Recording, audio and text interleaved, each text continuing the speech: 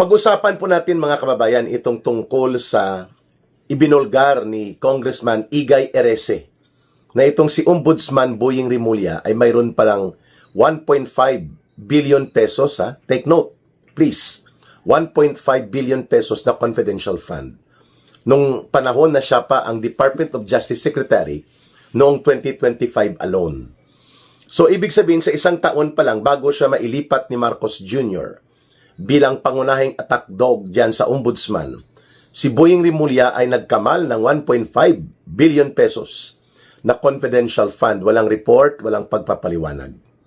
So malinaw na ito ay isang malaking question na dapat may paliwanag ni Boying Rimulya.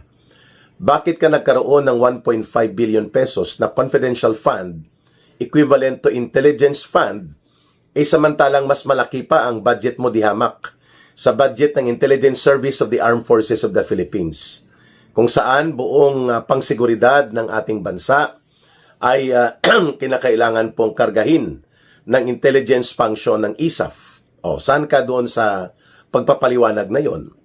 At ang isa pang idinagdag na punto ni Congressman Igay Erese ng Caloocan sa kanyang pagbubunyag, si Boying Rimulya ay naglabi o gumapang ng confidential fund mula po kay Saldico when Saldico was still the committee chairperson of Committee on Appropriations. Sapagkat ang 2025 budget, ang deliberation niyan langging ay sa August, for example, August ngayon, mga August middle, papasok na po ang deliberation sa budget, ang tinatawag na NEP, National Expenditures Program, na galing po kay Marcos Jr. Wala doon ang kay Boying Rimulya na 1.5 billion. In fact, ang nakalagay lang doon, 350 billion. 350 million. So, 2024 po dinideliberate ang budget para sa 2025. During that time, si Saldico pa ang nakaupo bilang chairperson ng Committee on Appropriations. At itong si Boying Rimulya, mula doon sa 350 million lang ang nakalagay sa National Expenditures Program, pinagawa niya kina Saldico na maging 1 billion, 350 million. Mantakin nyo yan. Hindi pa siya nakontento bago pa maging umabot sa bicameral, doon sa bicameral committee conference ng representasyon ng Senate at ng House of Representatives para gawin ito na buo na at final at isubmit for general bill, budget bill, mga kababayan. Nagpasingit pa, nagpahabol pa si Boying Rimulya ng 150 million. So all in all, sabi ni Congressman Igay Erese, 1.5 billion pesos ang naging confidential fund ni Boying Rimulya. Ayan. Ngayon, ang tanong ng taong bayan, saan mo ito ginamit? Ano ang naging diskarte mo at bakit mo iginapang na mula sa 350 million pesos lang ang confidential fund mo sa Department of Justice during the time of the submission of National Expenditures Program for 2025 na ipinasok sa Kongreso noong 2024 mga August or July. At ang tanong sa iyo ngayon, bakit nilagpasan mo pa, Boying Rimulya, ang intelligence and confidential budget ng mga totoong intelligence units of the government like National Intelligence Coordinating Agency, NICA, ang Intelligence Service of the Armed Forces of the Philippines, Philippine National Police Directorate for Intelligence. Lahat ng ito po ay kukulangin pa ang budget nila kung ikukumpara sa budget ni Boying Rimulya. At mataas po ang pagdududa ng taong bayan na ito po ay minaniobra. Kasi kung hindi ito maniniobra, bakit hindi mo ito idinipensa?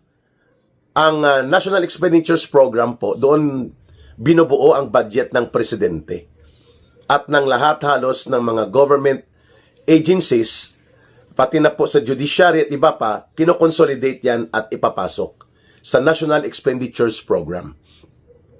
Bakit doon sa budget process bago mabuo ang National Expenditures Program na ito at i-deliberate sa budget bill, ay ang nakalagay lang 350 million pesos.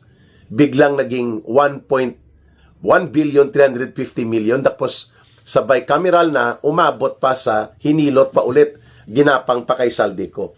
Naging 1,500,000,000. Wow! Mga kababayan, suga pa sa pera ng bayan. Yeah. How would you call that? Na ang intelligence service, ang National Intelligence Coordinating Agency, ang Intelligence Service of the Armed Forces of the Philippines, Philippine National Police Directorate, hindi nga aabot sa ganitong uri ng pundo ang kanilang confidential and intelligence fund, while they are the primary movers for intelligence and security agencies ng ating gobyerno. O, di ba? So, katakam-takam ba talaga, Ginoong Boying Rimulya?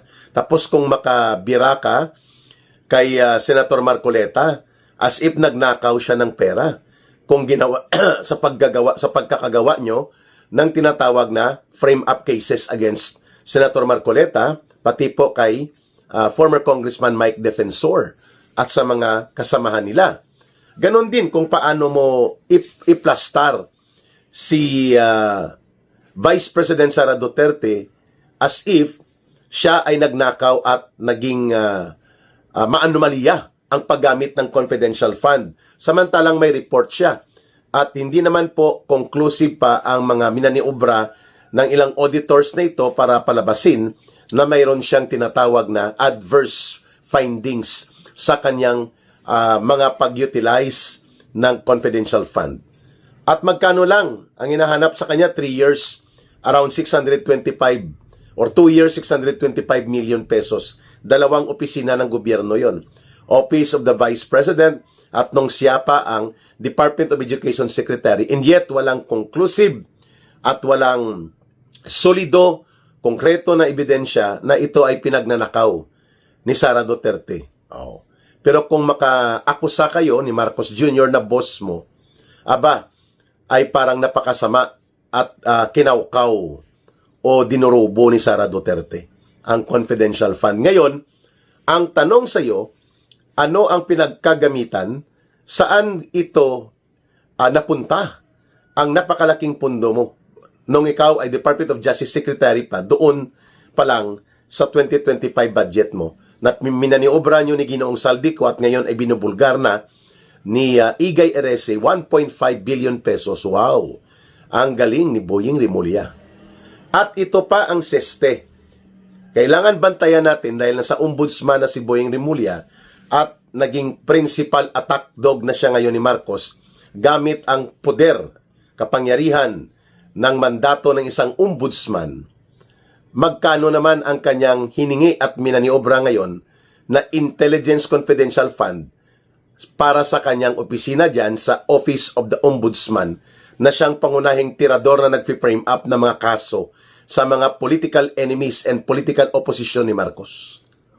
Yan ang malaking katanungan kay Boying Rimulya.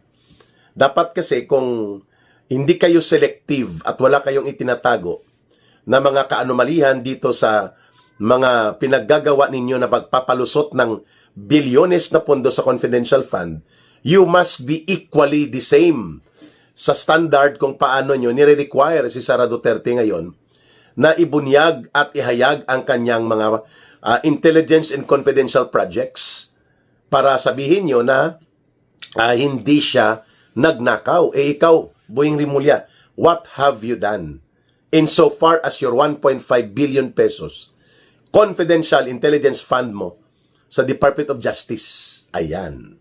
Hindi siya makasagot, ano? Kaya nga, hindi ka pwedeng magiging may moral authority at kapanipaniwala na may integridad sa iyong mga ginagawa sa pagbitbit ng poder mo, bordering to brazen and outright abuse of your authority sa paggawa ng mga kaso ng mga non-bailable na to, if you are also keeping skeletons in your own closet. Tama ba? Kung may mga bungo ng anomalya at katiwalian ka na pilit itinatago sa aparador mo, ng iyong diskarte sa iyong paghawak ng kapangyarihan, when you were part of the Department of Justice bilang pinuno nito, then the moral authority and the moral integrity that you can have, well, in the first place, wala ka naman itong qualification na ito kung bakit ka inilagay ni Marcos dyan sa pagiging ombudsman mo, kapareho ni Matibag sa NBI director position, ay para gawin kayong mga kanyonero, tagapagbira, tagapagwasak, tagapagmaniobra ng mga political opposition figures and political opposition groups. That's the only qualification that can be attributed to you kung bakit ka ipinilit ni Marcos na maging ombudsman. Ayan.